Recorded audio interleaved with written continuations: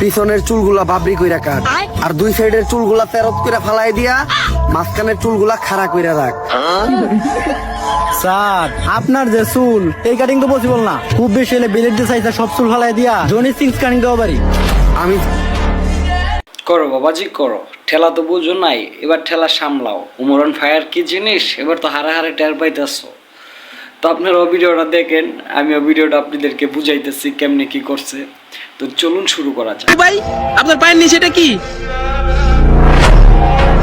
নাপিত ভাই, তুমি তোমার অতীত ভুলে যেও না। ওমরান ফায়ার একটা ব্র্যান্ড, তুমি আর যোগ্যতা কখনোই অর্জন করতে পারবে না।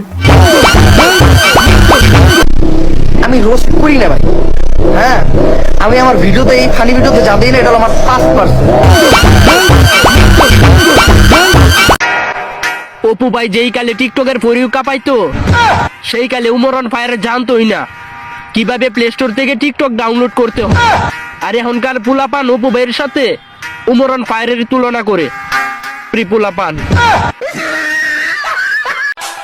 অপু ভাই, আপনার তো আমি ফ্যান হয়ে গেছি, প্লিজ আপনার নাম্বারটা দিয়ে ইনবক্সে, শুধু আপনাকে সালাম জানাইতাম।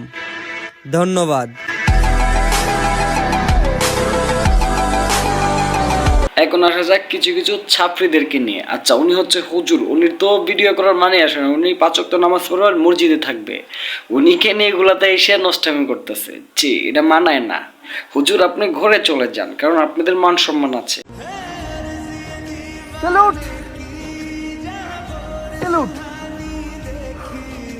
এত দূরে ইহা বাংলাদেশের ফ্ল্যাগ, এরকম একটা হিমালয়ের মাঝখানে উঠতে দেখার যে অনুভূতি, এটা বহিলা বোঝানোর মতো না। I love you Bangladesh.